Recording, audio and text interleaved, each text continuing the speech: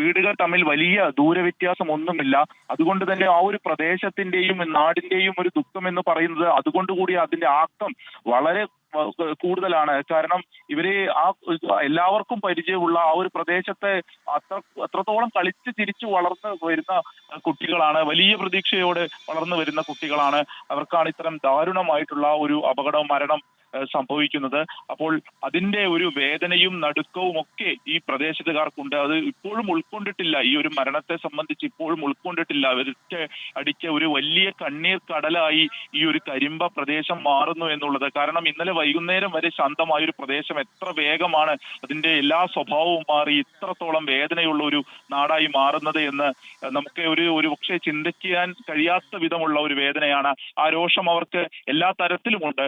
അതാണ് അവർ ഇന്നലെ പ്രകടിപ്പിക്കുകയൊക്കെ ചെയ്തത്. കാരണം ഈ കുഞ്ഞുങ്ങളെ സംബന്ധിച്ച് സ്കൂളിൽ നല്ല രീതിയിൽ പഠിച്ചുകൊണ്ടിരിക്കുന്ന, അല്ലെങ്കിൽ കലയിൽ ഈ പറഞ്ഞതുപോലെ തന്നെ വളരെ നല്ല രീതിയിൽ കലയിലൊക്കെ തിളങ്ങിക്കൊണ്ടിരിക്കുന്ന കുട്ടികളാണ്. അവരുടെ ഒരു തെറ്റുകൊണ്ടുമല്ലാതെ ഒരു റോഡിന്റെ സൈഡിലൂടെ നടന്നു പോകുമ്പോൾ ഉണ്ടാവുന്ന ഒരു അപകടം, അതിനെ അമിത വേഗത കാരണമാകാം, അല്ലെങ്കിൽ റോഡിലെ പ്രശ്നങ്ങളൊക്കെ കാരണമാകാം. അത് എന്ത് കാരണം കൊണ്ടായാലും അവരുടെ ഒരു തെറ്റുകൊണ്ടല്ലാതെ അവരുടെ ജീവൻ ഇല്ലാതാവുന്നു. അതോടൊപ്പം തന്നെ ഈ കുടുംബങ്ങൾക്കുണ്ടാവുന്ന ഒരു തീരാവേദന, ഇതിനൊക്കെ ആര് സമാധാനം പറയും? ആരുടെ കണ്ണാണ് ഇനിയും തുറക്കാനുള്ളത് എന്നുള്ളൊരു ചോദ്യമാണ് ഈ നാട്ടുകാർക്ക് ഇതാ ഇപ്പോഴും ഉള്ളത്. അവർക്ക് ഈ വേദനയോടൊപ്പം തന്നെ അതിലെ ഒരു അമർഷവും രോഷവും ഒക്കെ വരുന്നത് അതുകൊണ്ട് കൂടിയാണ്. ആ ഒരു വിയോഗത്തെ ഉൾക്കൊള്ളാൻ കഴിയാത്ത വിധമുള്ള അത്രത്തോളം വിഷമം വരുന്നത് അതുകൊണ്ട് കൂടിയാണ്. അപ്പോൾ ഇനി വേണ്ടത് ഈ പറഞ്ഞിട്ടുള്ള എല്ലാ പ്രശ്നങ്ങൾക്കും ഒരു ശാശ്വതമായ പരിഹാരമാണ്. ഇതിനു മുൻപ് തന്നെ 50ഓളം അപകടങ്ങൾ നടന്ന ഒരു പ്രദേശം, അവിടെ ഇതിനു മുൻപ് ഒരു 10 പേരെങ്കിലും ചുരുങ്ങിയത് മരിച്ചിട്ടുള്ള ഒരു പ്രദേശം, ഈ ഒരു പ്രദേശത്തെ എന്തുകൊണ്ട് ഇത്രയും ഒരു നടപടി എടുക്കുന്നില്ല? ഒരു ദേശീയപാതയുടെ നവീകരണം ഉണ്ടായതിനു ശേഷം ഇടയ്ക്കിടയ്ക്ക് അപകടങ്ങൾ ഉണ്ടായ ഒരു പ്രദേശത്ത്, അതിന്റെ പരാതികൾ നിരന്തരമായി വന്ന ഒരു സ്ഥലത്ത് എന്തുകൊണ്ട് ദേശീയപാത അതോറിറ്റി ഒന്നും ഒരു നടപടിയും ഈ കാര്യങ്ങളിൽ എടുക്കുന്നില്ല? ഇങ്ങനെ വാർത്ത വരുമ്പോൾ മാത്രം സജീവമായൊരു ഇടപെടൽ മതിയോ എന്ന് തുടങ്ങിയിട്ടുള്ള ഒരുപാട് ചോദ്യങ്ങൾ കൂടിയുണ്ട്. ആ ഒരു സമയത്ത് തന്നെയാണ് ഇപ്പോൾ നമുക്ക് വലിയ വിഷമത്തോടെ തന്നെ ഈ 4 പേരെയും യാത്രയാക്കുക എന്നുള്ള അതീവ ദുഃഖകരമായിട്ടുള്ളൊരു കാര്യം കൂടി ഉള്ളത്.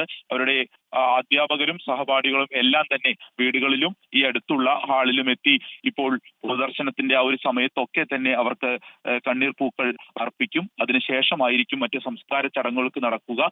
ഇന്ന് വെള്ളിയാഴ്ച ആയതുകൊണ്ട് തന്നെ ഉച്ചയ്ക്ക് മുൻപ് തന്നെ ഈ സംസ്കാര ചടങ്ങുകളെല്ലാം തന്നെ പൂർത്തിയാക്കും. അതിനുശേഷമായിരിക്കും മറ്റ് ഇതിന്റെ അന്വേഷണമായാലും അതുപോലെ തന്നെ കലക്ടറുമായി ബന്ധപ്പെട്ടിട്ടുള്ള ചർച്ചകളായാലും ഈ കാര്യങ്ങൾ എല്ലാം തന്നെ നടക്കുകയും ചെയ്യുക. നമുക്ക് ആ രക്ഷപ്പെട്ട കുട്ടിയുടെ വാക്കുകളൊക്കെ കേൾക്കുമ്പോൾ എത്ര വലിയൊരു നടുക്കം നമുക്ക് തന്നെ ഉണ്ടാകും. കാരണം ഒരുമിച്ച് നടന്നു പോകുന്നു, ഒരു ഭാഗ്യത്തിന് മാത്രം രക്ഷപ്പെട്ട ആ കുട്ടിയുടെ ഓരോ വാക്കുകളിലുമുണ്ട് ഉണ്ടായിട്ടുള്ള ഒരു ദുരന്തം. അതിൽ ഏറ്റവും കൂടുതൽ ഇപ്പോൾ ഇർഫാനയെ ഒന്ന് പല്ല് ഡോക്ടറെ കാണിക്കുന്നതിന് വേണ്ടി ഉമ്മയും ഉണ്ടായിരുന്നു. ആ ഉമ്മയുടെ കൺമുന്നിൽ വെച്ചാണ് മകൾ മറഞ്ഞു പോകുന്നത്. അപ്പോൾ ആ ഒരു വേദനയൊക്കെ ആ മോൾ പറയുമ്പോൾ അത് നമുക്ക് അത് വിശ്വസിക്കാൻ പോലും കഴിയാത്ത വിധം ഉള്ളതാണ്. കാരണം ഇവരൊന്നും ആശുപത്രിയിൽ എത്തിക്കാനുള്ള ഒരു സമയം പോലും കിട്ടിയില്ല. അടുത്തൊക്കെ ആശുപത്രികളുണ്ട്, അവിടേക്ക് പോലും ആ നാട്ടുകാർക്ക് ഒരു രക്ഷാപ്രവർത്തനം നടത്തി എത്തിക്കാൻ കഴിയാത്ത വിധം വലിയ ഒരു സിമന്റ് ലോറിയും സിമന്റും എല്ലാം തന്നെ അങ്ങ്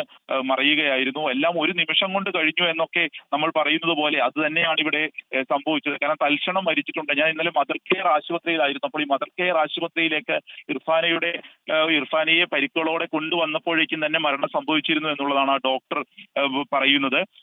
ഒപ്പം ഇന്നലെ 2 പേർ ആശുപത്രിയിൽ ഉണ്ടായിരുന്നു. അതായത് ഈ വാഹനത്തിന്റെ ഡ്രൈവറും ക്ലീനറും ചികിത്സയിൽ ഉണ്ടായിരുന്നതും ഇതേ ആശുപത്രിയിലാണ്. അപ്പോൾ ക്ലീനർ കാലിന് പരിക്കേറ്റിട്ടുണ്ട്.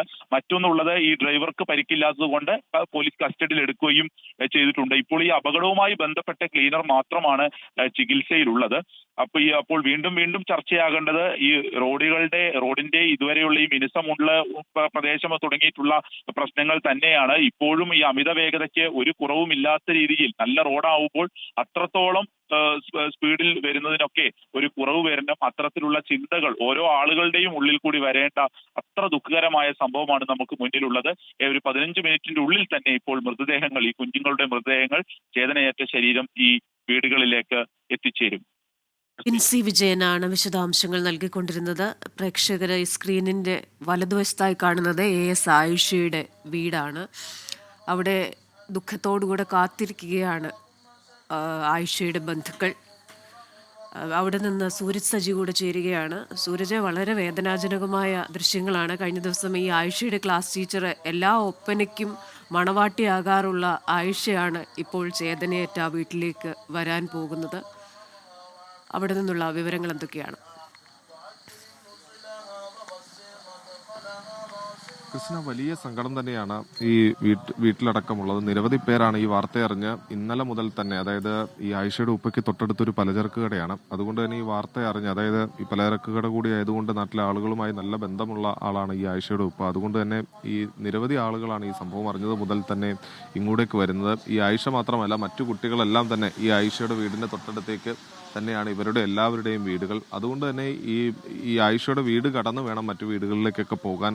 വലിയ തിരക്ക് അത് ആയിഷയുടെ വീട്ടിൽ, അതായത് വലിയ ഈ വാർത്ത അറിഞ്ഞെത്തുന്ന ആളുകളുണ്ട്, അതോടൊപ്പം തന്നെ കുടുംബാംഗങ്ങളുണ്ട്. അവരെല്ലാവരും തന്നെ വലിയ സങ്കടത്തോടു കൂടിയാണ് ഈ വാർത്ത കേട്ടത്. ബിബിൻസി സൂചിപ്പിച്ചതുപോലെ തന്നെ ഈ അപകടത്തിന്റെ നടുക്കം തന്നെയാണ് എല്ലാവരെയും ഒരുപോലെ വേദനിപ്പിക്കുന്നത്. അതായത് ഈ അപകടം നടന്ന് അരമണിക്കൂറിലധികം നേരം കഴിഞ്ഞതിന് ശേഷം മാത്രമാണ് ഇവരെ രക്ഷിക്കാൻ പോലും, അതായത് ഈ ലോറിക്കടിയിൽ നിന്ന് ഇവരെ രക്ഷിക്കാൻ പോലും സാധിച്ചത്. അങ്ങനെ നിസ്സഹായമായി ഇവർ ഈ ജീവന് വേണ്ടി മല്ലടിക്കുന്നത് നിസ്സഹായമായി നോക്കി നിൽക്കേണ്ടി വന്നു എന്നുള്ളതാണ് ഒരു നാടാകെ പറയുന്നത്. വലിയ ഒരു ലോറി, അതിൻ്റെ അടിയിൽ നിരവധി സിമന്റ് ചാക്കുകൾ എല്ലാമായി, ഈ സിമന്റ് ചാക്കിനടിയിൽ ഈ കുട്ടികൾ, അങ്ങനെ ജീവന് വേണ്ടി മല്ലടിക്കുന്ന ഈ കുട്ടികളെ രക്ഷിക്കാൻ പോലും തങ്ങൾക്ക് കഴിഞ്ഞില്ല. അതിൻ്റെ ഒരു നിസ്സഹായാവസ്ഥയിലൂടെയായിരുന്നു ഇന്നലെ വൈകുന്നേരം ഒരു നാടാകെ കടന്നുപോയത് എന്നുള്ളതാണ് ഇവർ ചൂണ്ടിക്കാണിക്കുന്നത്. എന്തായാലും ഈ നിലവിൽ ഈ വീടുകളിലേക്കായിരിക്കും ആയിഷയുടെ മൃതദേഹം ആദ്യം ഈ വീട്ടിലേക്കായിരിക്കും എത്തിക്കുക. അതിനുശേഷം ഒരു 1.5 മണിക്കൂർ നേരമാണ് ഇവിടെ ഈ മൃതദേഹം പൊതുദർശനത്തിന് വെക്കുക. ഏകദേശം ഒരു 8:30 വരെ എന്നുള്ളതാണ് നിലവിൽ നിശ്ചയിച്ചിട്ടുള്ളത്. അതിനുശേഷം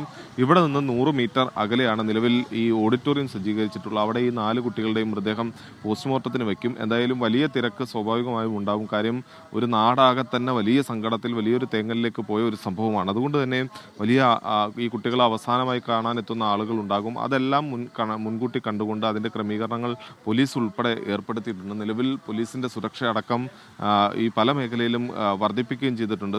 ഈ അതിവൈകാരികമായി തന്നെ ഇന്നലെ ഈ അപകടത്തിന് ശേഷം ആളുകൾ പ്രതികരിക്കുന്ന എല്ലാം തന്നെ നമ്മൾ ഇന്നലെ കണ്ടതാണ്. അതുകൊണ്ട് തന്നെ അതിൻ്റെ മുന്നൊരുക്കങ്ങളെല്ലാം തന്നെ നടത്തിയിട്ടുണ്ട്. 4 കുട്ടികളുടെയും മൃതദേഹങ്ങൾ അല്പസമയത്തിനകം തന്നെ ഈ വീടുകളിലേക്ക് എത്തിക്കും. ഇപ്പോൾ ആയിഷയുടെ വീട്ടിൽ പ്രത്യേക പ്രാർത്ഥനകളടക്കം നടക്കുന്നുണ്ട്. അതിൻ്റെ ദൃശ്യങ്ങളാണ് നമ്മൾ കണ്ടുകൊണ്ടിരിക്കുന്നത്. കൃഷ്ണ, സൂരജ് സജിയാണ് ആയിഷ എസിന്റെ വീട്ടിൽ നിന്ന് വിശദാംശങ്ങളുമായി ചേർന്നത്.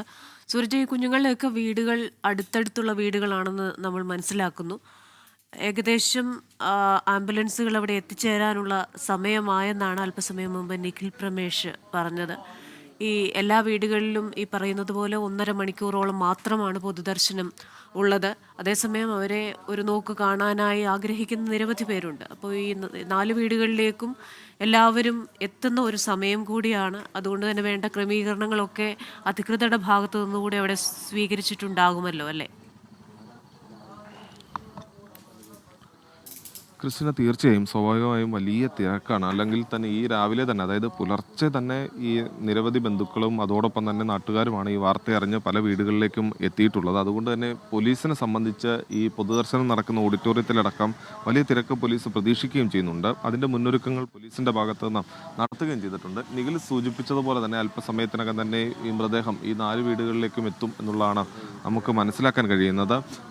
കാര്യം ഈ വീട് കടന്നു വേണം അടുത്ത വീടുകളിലേക്ക്. ചേട്ടാ, ഈ കുട്ടി ആയിഷ 4ാമത്തെ കുട്ടിയല്ലേ? 3ാമത്തെ കുട്ടി. 3 പെൺകുട്ടികൾ, ഒരാൺകുട്ടി.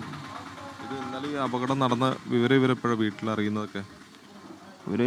കുട്ടിയുടെ ഫാദർ അവിടെ അപകടം നടന്ന സ്ഥലത്ത് തന്നെ ഉണ്ടായിരുന്നു. പിന്നെ അവിടെ തന്നെയാണ് പുള്ളി വിവരറിഞ്ഞത്. ഈ കുട്ടി പലപ്പോഴും ഒപ്പനയ്ക്കും ഒക്കെ മണവാട്ടിയായിട്ടൊക്കെ വരുന്ന കുട്ടിയായിരുന്നു എന്നൊക്കെ പറഞ്ഞു. എൻഗേജ് ആയിട്ടുള്ള കുട്ടിയാണ്. എല്ലാവരും വലിയ ദുഃഖത്തിലാണല്ലോ കുടുംബങ്ങളൊക്കെ അറിഞ്ഞിട്ട്.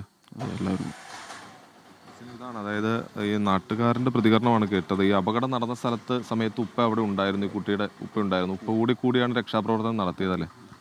അപ്പോൾ ഈ വല്ലാത്തൊരു മാനസികാവസ്ഥയിലേക്ക് ഉപ്പയും പോയിട്ടുണ്ടാവും. അല്ല, പുള്ളി അവിടെ ഇരിക്കുമ്പോൾ പുള്ളി അറിഞ്ഞിട്ടില്ല കുട്ടി അവിടെ ഉണ്ട് എന്നുള്ളത്. കുട്ടി പക്ഷെ ഉണ്ടായിരുന്നു. ഇതൊന്നും അറിയാതെയാണ് ഈ രക്ഷാപ്രവർത്തനം നടത്തിയതൊക്കെ അല്ലേ? തൻ്റെ കുട്ടി അതിലുണ്ടെന്ന് ആൾ പ്രതീക്ഷിച്ചില്ല. ക്രിസ്റ്റീന, അത് തന്നെയാണ്.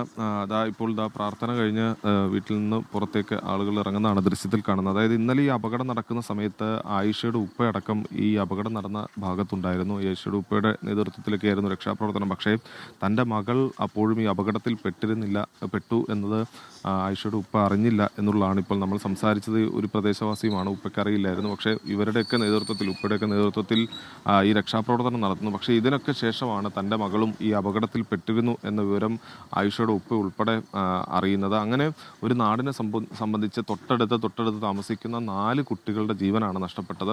അതിൻ്റെ ഒരു നടുക്കലിൽ തന്നെയാണ് ഈ മേഖലയിലെ ജനങ്ങളും അതോടൊപ്പം തന്നെ ബന്ധുക്കളും എല്ലാവരും ഉള്ളത്. വലിയ കണ്ണീർ തളം ഓരോ വീട്ടുമുറ്റത്തും നമുക്ക് കാണാൻ കഴിയുന്നുണ്ട്. മൃതദേഹം അല്പസമയത്തിനകം തന്നെ ഇങ്ങോട്ടേക്ക് എത്തിക്കും എന്നുള്ളതാണ് നമുക്ക് ലഭിക്കുന്ന വിവരം. പോലീസിൻ്റെ അടക്കം വാഹനങ്ങൾ എല്ലാ മേഖലയിലേക്കും വിന്യസിപ്പിക്കുകയും ചെയ്തിട്ടുണ്ട്. ക്രിസ്റ്റീന. സൂരജ്, അതേപോലെ തന്നെ വീടുകളിൽ നിന്ന് കരിമ്പനക്കൽ ഓഡിറ്റോറിയത്തിലും പൊതുദർശനം ഉണ്ടല്ലോ. അതിനുശേഷം 10 മണിക്ക് ശേഷമാണ് സംസ്കാരം എന്നാണ് മനസ്സിലാക്കുന്നത്. അങ്ങനെയല്ലേ? നമ്മുടെ വണ്ടി മാറ്റി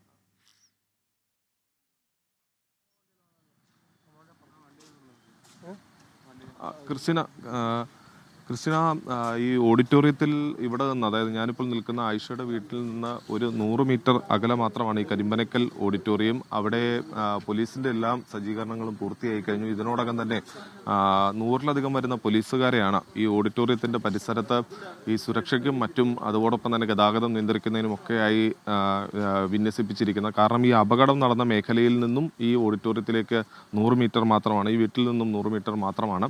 വലിയൊരു ജനത്തിരക്ക് തന്നെയാണ് പോലീസും പ്രതീക്ഷിക്കുന്നത്. പ്രത്യേകിച്ച് ഈ നാട്ടിലെ തന്നെ, അതായത് ഒരേ പ്രദേശത്ത് തന്നെ 4 കുട്ടികളുടെ ജീവനാണ് നഷ്ടപ്പെട്ടിരിക്കുന്നത്. അതുകൊണ്ട് തന്നെ ഈ നാട്ടിൽ നിന്നുള്ള തന്നെ ഉള്ള ആളുകൾ, അതോടൊപ്പം തന്നെ പുറമേ നിന്നൊക്കെ ആളുകൾ ഒരു നോക്ക് കാണുന്നതിന് വേണ്ടി, ഈ കുട്ടികളെ കാണുന്നതിന് വേണ്ടി എത്തുന്നതിനുള്ള ഒരു സാധ്യതയുണ്ട്. ഇതെല്ലാം മുന്നിൽ കണ്ടുകൊണ്ടുള്ള ഒരു സുരക്ഷ തന്നെയാണ് പോലീസ് ഒരുക്കിയിട്ടുള്ളത്.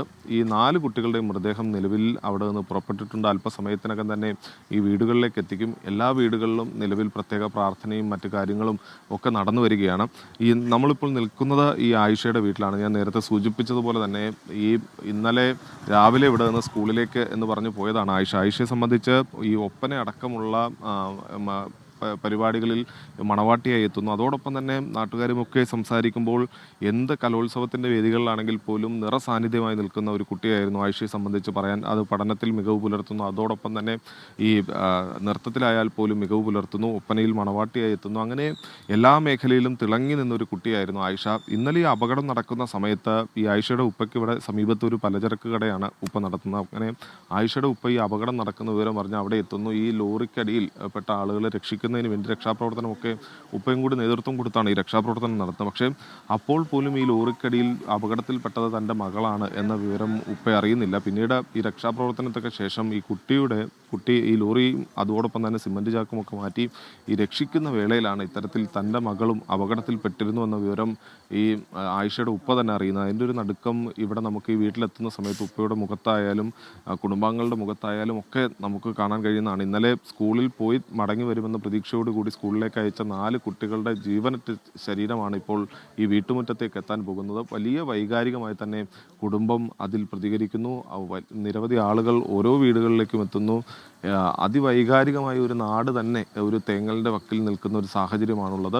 എന്തായാലും അല്പസമയത്തിനകം തന്നെ ഈ 4 മൃതദേഹങ്ങളും ഈ വീടുകളിലേക്ക് എത്തിക്കും. ആദ്യം ഞാൻ നിൽക്കുന്ന ആയിഷയുടെ വീട്ടിലായിരിക്കും ആദ്യം മൃതദേഹം എത്തുക. ഈ വഴി വേണം, അതായത് കരിമ്പനക്കൽ ഓഡിറ്റോറിയം എന്ന് പറയുന്നത് ഞാനിപ്പോൾ നിൽക്കുന്ന ദൃശ്യത്തിലേക്ക് പോയി കഴിഞ്ഞാൽ എനിക്ക് പുറകിലാണ് ഈ കരിമ്പനക്കൽ ഓഡിറ്റോറിയം ഉള്ളത്. അതിനുശേഷം ഇവിടെ ആയിഷയുടെ വീട്, മറ്റു കുട്ടികളുടെ വീട് ഇതിന് മുന്നിലേക്കാണ് പോകേണ്ടത്. സ്വാഭാവികമായും ഈ ആയിഷയുടെ മൃതദേഹം ആദ്യം എത്തിക്കും, അതിനുശേഷം മറ്റ് മൃതദേഹങ്ങൾ വീടുകളിലേക്ക് എത്തിക്കുക എന്നുള്ളതാണ് നിശ്ചയിച്ചിട്ടുള്ളത്. പോലീസിനെ സംബന്ധിച്ച് ഒരു ഹൈവേ ആണ്, പ്രധാനമായും പാലക്കാട് മണ്ണാർക്കാട് ഹൈവേയിലാണ് ഈ കരിമ്പനക്കൽ ഓഡിറ്റോറിയം ഉള്ളത്. അതുകൊണ്ട് തന്നെ വലിയൊരു തിരക്ക് അവിടെ അനുഭവപ്പെടുന്നതിന് സാധ്യതയുണ്ട്. ഇപ്പോൾ തന്നെ നമ്മൾ ഇങ്ങോട്ട് വരുന്ന സമയത്ത് തന്നെ ആ റോഡിൽ വലിയ തിരക്ക് അനുഭവപ്പെടുന്നുണ്ട്. അതുകൊണ്ട് തന്നെ പ്രത്യേക ഗതാഗത ക്രമീകരണം അടക്കം പോലീസ് ഏർപ്പെടുത്തുകയും ചെയ്തിട്ടുണ്ട്. ഇന്നലെ രാത്രിയോടുകൂടി തന്നെ, അതായത് ഇന്നലെ രാത്രി 11 മണിയോടുകൂടി തന്നെ ഈ അപകടം നടന്ന സ്ഥലത്ത് നിന്ന് ഈ ലോറി അടക്കം പോലീസ് മാറ്റിയിട്ടുണ്ട്. ഇത്രയും വലിയൊരു അപകടം നടന്നതാണ്. ഈ ലോറി അവിടെ കിടന്നു കഴിഞ്ഞാൽ ഗതാഗതക്കുരുക്കുണ്ടാകും. അതോടൊപ്പം തന്നെ പോലീസിനെ സംബന്ധിച്ചത് ഈ തെളിവെടുക്കലും മറ്റു കാര്യങ്ങളുമൊക്കെയായി പോലീസിനെ സംബന്ധിച്ച് ആ ലോറി ഇന്നലെ രാത്രിയോടുകൂടി അവിടെ നിന്ന് മാറ്റി. ഇന്ന് ഈ മൃതദേഹങ്ങൾ പൊതുദർശനത്തിന് എത്തിക്കുന്ന കരിമ്പനക്കൽ ഓഡിറ്റോറിയത്തിൽ നടപടിക്രമങ്ങളാണ്. അതിൻ്റെ നടപടിക്രമങ്ങളിലേക്ക് പോലീസ് കടക്കുകയും ചെയ്തു. അതായത് സുരക്ഷ ഉൾപ്പെടെയുള്ള കാര്യങ്ങളിലേക്ക് പോലീസ് കടന്നു. ഇപ്പോൾ 4 വീടുകളിലേക്കും അല്പസമയത്തിനകം തന്നെ മൃതദേഹം എത്തിക്കും എന്നുള്ളതാണ്. ഇനി അല്പദൂരം മാത്രമാണ് ബോഡി എത്തിക്കാനുള്ള വാഹനങ്ങൾ അല്പദൂരം സഞ്ചരിച്ചു കഴിഞ്ഞാൽ ഇങ്ങോട്ടേക്ക് എത്തും എന്നുള്ളതാണ് നമുക്ക് ലഭിക്കുന്ന വിവരം.